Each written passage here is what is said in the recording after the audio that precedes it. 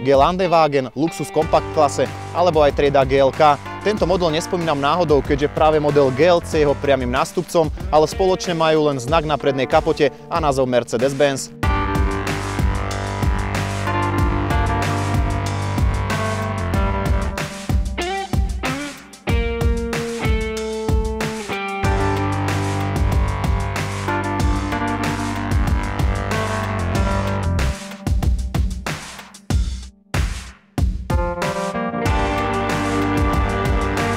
Druhá generácia stredného SUV od značky Mercedes-Benz nám schudla, a to rovných 80 kg. Zároveň je dlhšia o 13 cm, širšia o 5 cm a keby ste do kufra naliali vodu, tak tu dostanete o 50 litrov viac.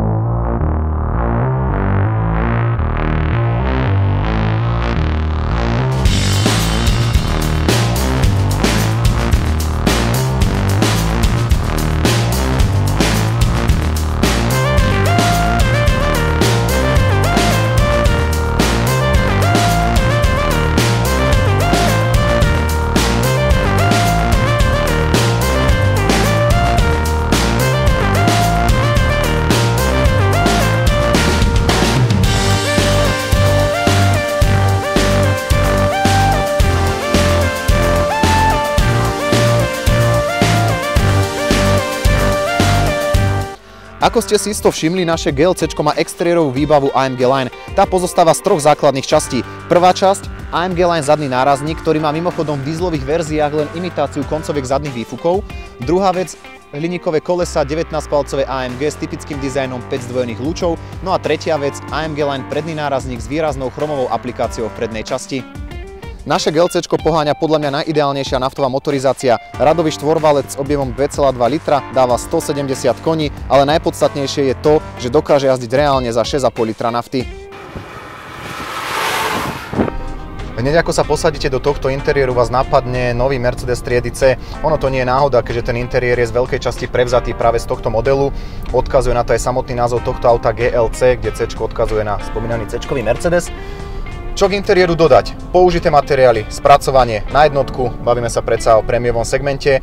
Môj taký prvotný postreh, čo sa týka tohto veľkého a podľa mňa pekného stredového panelu, je ten, že v GLC je posunutý trošku vyššie, takže vám nezavádza tak na nohu ako v C. Inak čo sa týka posedu, tak absolútne perfektný, volant nastaviteľný vo všetkých smeroch, sedadlo v štandarde, posúd dopredu dozadu manuálny, inak potom sedadlo sa nastavuje v elektrike. Samozrejme viete si v ceníku zaškrtnúť aj plne elektrické sedadla. To, že auto je väčšie ako predchodca GLK, je cítiť aj v interiéri, pretože interiér je podstatne väčší, vzdušnejší, všade cítiť viacej miesta. Najviac to pocítia asi pasažieri vzadu, kde je pri nastupovaní a vystupovaní viacej miesta. Presnejšie o 3,5 cm, čo je asi o toľko to, ale každý centimetr k dobru, nie?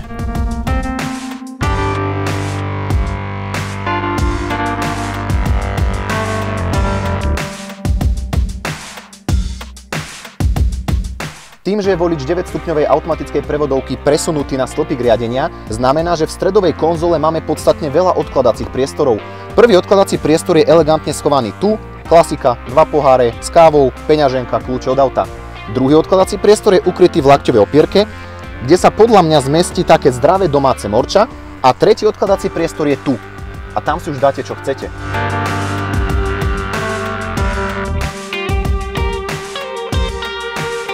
A čo dodať na záver? Myslím si, že model GLK môže v kľude odísť do automobilového dôchodku, lebo nástupcu má viac ako dobrého.